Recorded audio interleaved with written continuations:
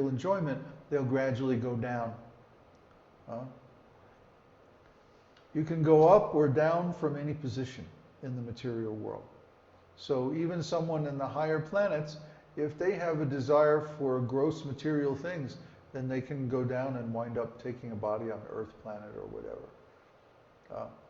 Usually, of course, someone in the heavenly planets goes up. But if they create offenses, then they can lose it all.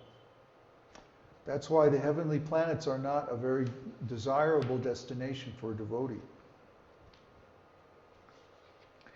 Okay, so let's talk about the quadruple expansions.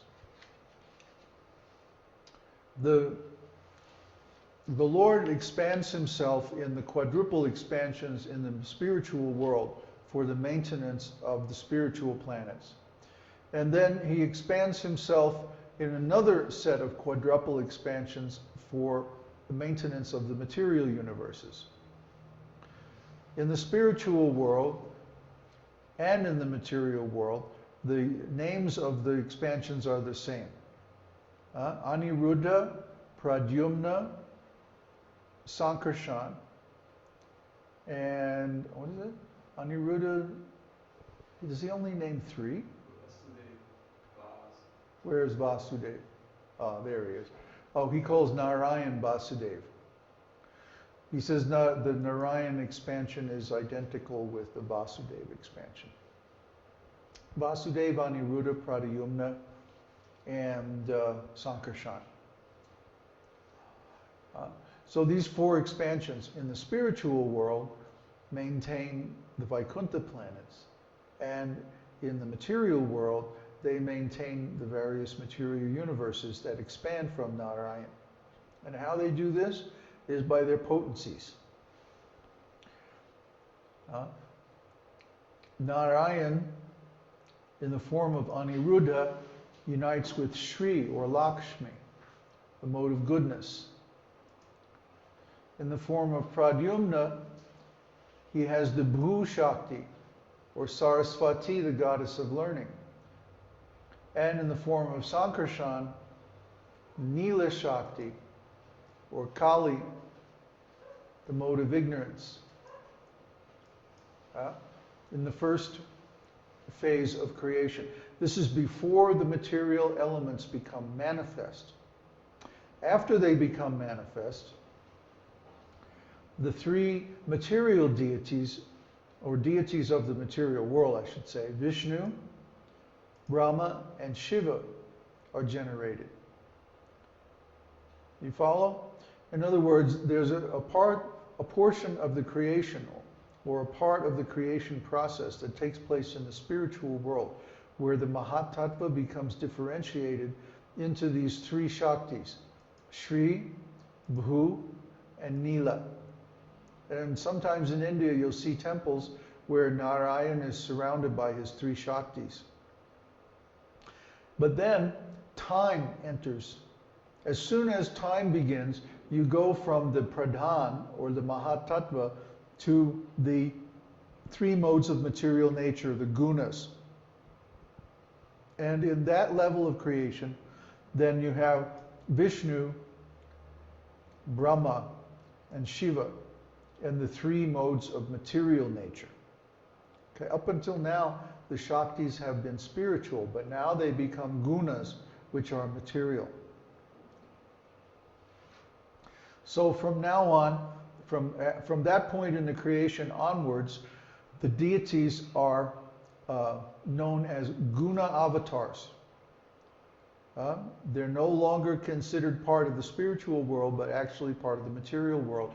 Even in the case of Garbhadakshay Vishnu and Karanadakshay Vishnu, they're considered Leela avatars.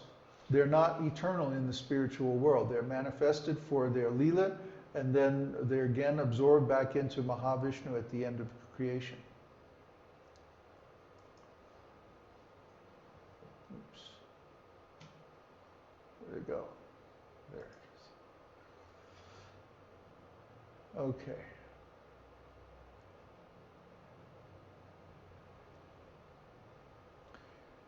So we see that in this table, let me look at it here.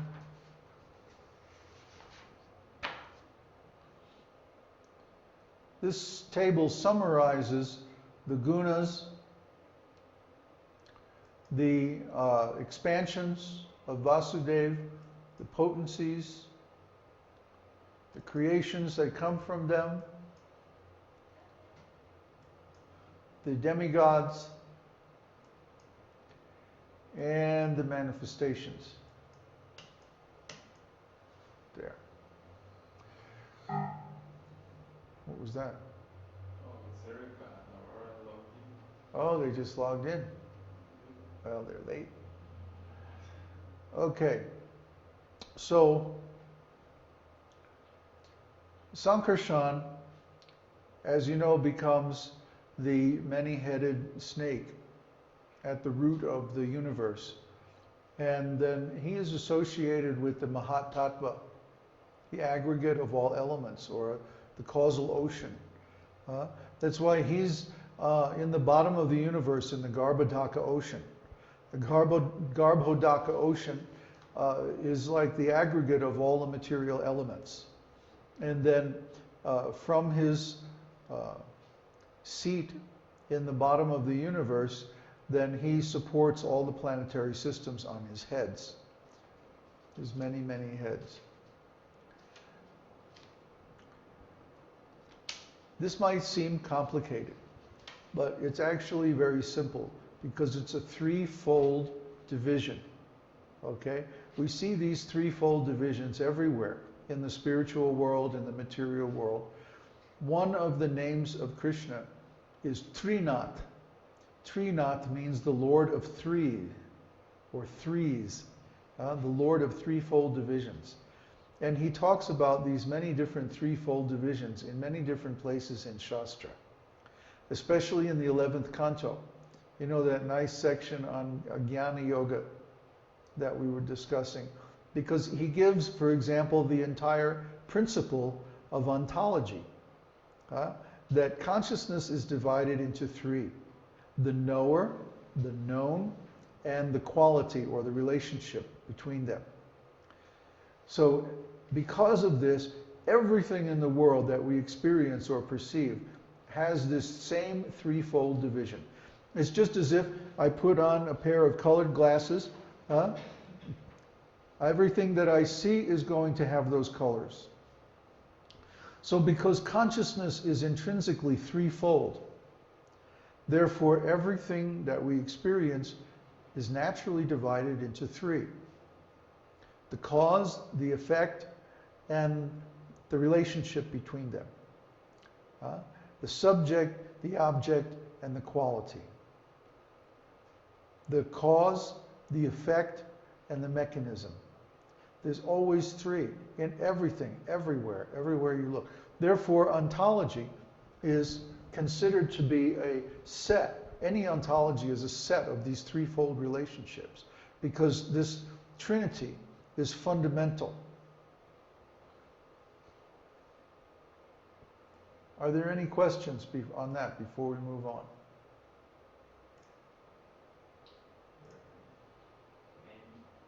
Huh? Maybe? You're typing, Oh, it's hard to say. okay. Someone is...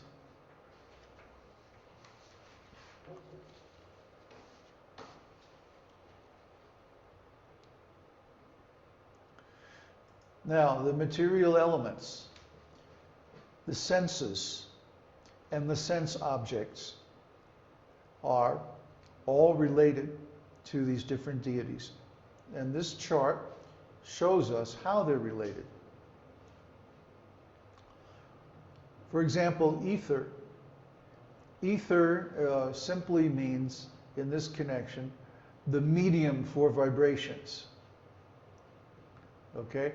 And the subtle element connected with ether is sound. This is not ordinary sound. This is subtle sound. For example, when we think, we're basically having a conversation with ourselves in our minds. This is subtle sound vibration. Well, I think that so-and-so and such and blah, blah, blah. This is subtle sound. The mind is controlled by subtle sound. But when we come to the gross body, we have the sense of hearing. Hearing is a knowledge acquiring sense. Speech, why did that move? I didn't click anything. Speech is the working sense, the active sense that deals with the same quality or the same element. And the deity of speech is Vishnu. Krishna says in Bhagavad Gita that I am speech. He says, I am fame, I am speech, and among women I am, and then it goes in so many qualities like that. And then, of course, Jupiter is the planet that rules speech. And Jupiter